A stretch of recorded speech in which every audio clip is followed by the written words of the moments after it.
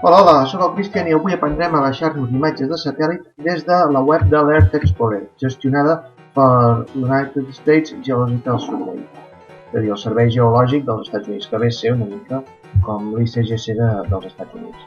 Entrem a l'Earth Explorer, ens hem de registrar. Un cop us hagueu registrat, llavors ja podreu tindreu aquí les vostres dades. Jo ja estic registrat, aleshores vaig directament al login.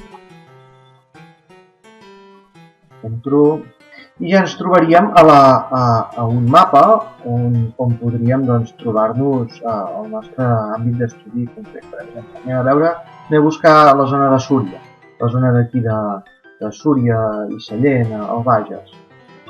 Podríem entrar a l'adreça amb paraules o podríem anar interactivament amb el recorregut. Molt bé, imagineu-vos que jo vull un tros, vull la imatge corresponent a aquesta escombrera d'aquí de Sallent, d'acord? Aleshores, el primer que hauríem de fer és, dintre d'aquestes pestanyes, dir Search Criteria. En Search Criteria podríem posar un polígon, si ja el tinguéssim, que definís la zona que nosaltres fem d'estudi, o podem directament dibuixar un polígon. Podem dibuixar un polígon o simplement marcar el punt d'interès. Marcant aquí, així, ja tenim una coordenada marcada. Doncs, Data Range. Ara anirem a buscar les dates en les que volem la imatge. Per exemple, imagineu-vos que volem imatges que hagin estat captades el 2018, des de l'1 de maig de 2018 fins al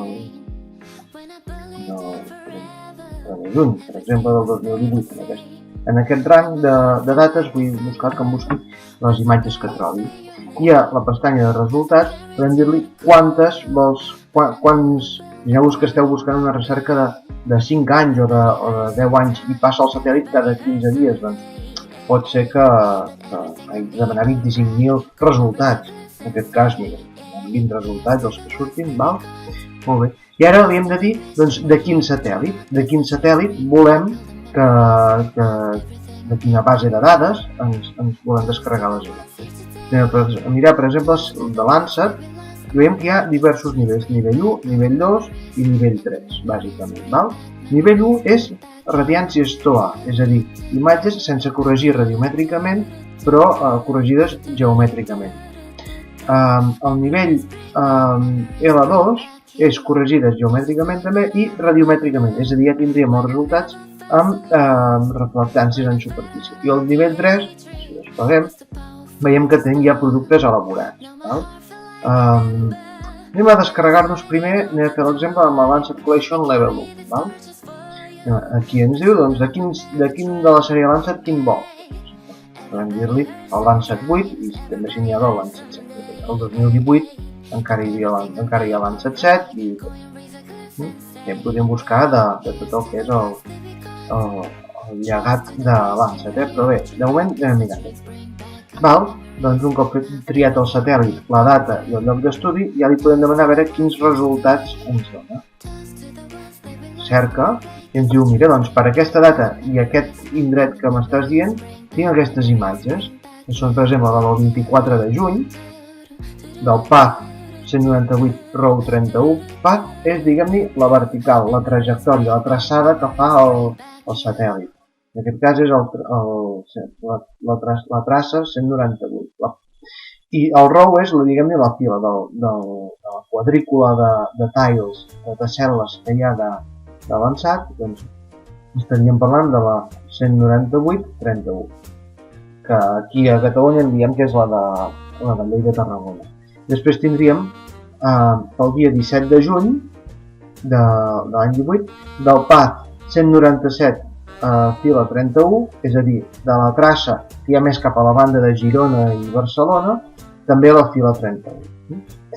Doncs d'aquests botons, d'aquests icones que hi ha aquí, podríem veure la penjada de la imatge sencera sobre el planeta, en aquest cas Catalunya. També podríem veure una imatge petita de quina pinta té la imatge, un cromo, que se'n diu, diguem-ne, és a dir, un petit snapshot de la imatge per veure si hi ha molts núvols, si no, per exemple, en aquest cas veiem que hi ha molts núvols i en concret sobre la meva àrea d'estudi hi ha aquí uns núvols que em faran la punyeta i per tant aquesta imatge podem veure el control. També podem veure les metadades d'aquesta imatge apretant aquí. Perdó, aquí. I aquí trobaríem tot de data, tot de metadades, per exemple, data, el path, el row, l'hora d'inici i l'hora de final d'aquesta imatge, un indicador del percentatge de cobertura de núvols sobre terra i sobre tota l'escena. Bé, aquí trobem una estimació de l'RMS geomètric. Bé, aquí trobem moltes dades, l'envolupant, les coordenades extremes. Molt bé, interessant, les metadades. Veuríem la cobertura de núvols i les màscares que es poden trobar. I per descarregar una imatge, doncs es faria des d'aquí, des de tot el Options. Buscaré una imatge que estigui bastant neta de núvols, si la trobo. Per exemple, aquesta. Aquesta sembla que està més bé. Imagineu-vos que jo vull descarregar aquesta imatge. La del 23 de maig de 2020. Doncs apretaria aquesta icona, Download Options, i em diu, val, doncs com la vols? Vols només el Landsat Look de color natural, que és aquesta imatge que estem veient, o només la imatge de qualitat, o vols tot el TIFF amb totes les bandes, és a dir, tot el producte sencer. Aquest és el que segurament us interessa per treballar amb interacció, d'acord? Atenim aquí, i ens descarreguem a l'EV2 amb GeoTIFF. Tardarà una mica, i després ja el podrem veure. Mentrestant, us ensenyo què passaria amb el Level 2, per cert, aquí podem veure que estem mirant Landsat 8, però com que també hem demanat de Landsat 7, també trobaríem les imatges de Landsat 7 que han passat a... Per exemple, mirem aquesta mateix, Landsat 7, que és el 25 de juny, i veiem que el Landsat, no sé si ho sabeu, però Landsat 7 té un problema en el corrector de línies i fa que hi hagi tot un bandejat de no dates entre les passades. Es diu SLCO, podeu buscar la bibliografia. Què us anava a dir? Doncs això era el level 1. Anem a mirar ara, per exemple, el level 2, ja corregides radiomètricament. Doncs si, per exemple, volem la imatge de Landsat 8 d'aquell dia mateix que corregir radiomètricament, i dedica avui a aquest producte, vaig als resultats, aquí veig ja que m'apareix no només el level 1 de Landsat 8 i el level 1 de Landsat 7, sinó que també em surt el level 2 de Landsat 8. Faríem, aniria a buscar la imatge que m'interessa, la del 23 de maig, i aquí, atenció, no hi ha l'icona de descàrrega, l'has de demanar, és a dir, Order Assign, has d'agafar aquest carrito del compte. T'apretes, fas els passos que hagis de seguir per realitzar la comanda. Aleshores, un cop seleccionat, un cop demanada l'escena, Order Assign, aquí a Item Basket veureu que hi ha una imatge que està aquí demanada, no? I heu de guardar els canvis i procedir al checkout per tal de demanar la imatge. Ara sí que ja us rebreu un correu, segurament al cap de 24 hores, amb el link de descàrrega. Doncs molt bé, ara per altra banda anem a veure el resultat de la descàrrega que hem realitzat de la imatge L1, de la imatge per corregir radiomètricament. Ens hem descarregat un zip, el descomprimim. Molt bé, un cop descomprimit el GZ, fem un altre tard, el tornem a descomprimir.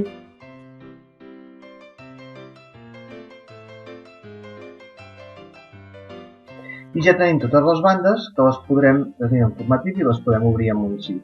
I aquí al TXT hi ha les metadades. Les metadades que ens informen bàsicament del número de files, el número de columnes, les unitats, etc. Aleshores ja podem anar al Miramont i importar aquest format TIFF a IMG. Abans d'anar al Miramont, però, farem una nova carpeta que es digui IMG perquè aquí és on desarem els TIFFs importats a IMG. Aleshores anem al Miramont, fitxer, importar, TIFF, GeoTIFF a IMG. Instrucció, direm l'opció multibanda Landsat, que agafem la radiometria de les dades, i el fitxer TIFF a convertir, doncs podem agafar una de les bandes que tenim, per exemple la banda 1, la banda 1 mateix. d'acord? Qualsevol, amb una ja n'hi ha prou. I el directori de sortida li direm el mateix que li hem llegit. I atenció, a avançades li direm que el fitxer de metadades és aquest, l'MTL, sí? No l'angles, el de l'MTL. D'acord, ja podem acceptar i importar.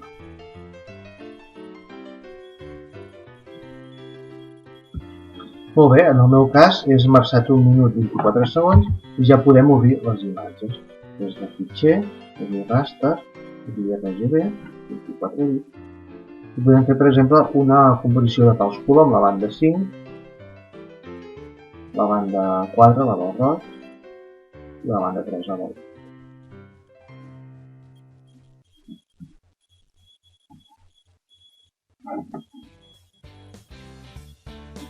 I podem donar un petit millorament d'imatge. I ja tenim la imatge carregada al mirament. Per exemple, el meu dipòsit servir és aquest, i és la imatge avançat el dia 23 de maig de 2018. I si clico sobre qualsevol punt, veig que tinc DNs, que són radiàncies, bé, són radiàncies convertides a DN, de totes les bandes, i també les bandes accessòries. Fixem les metadades.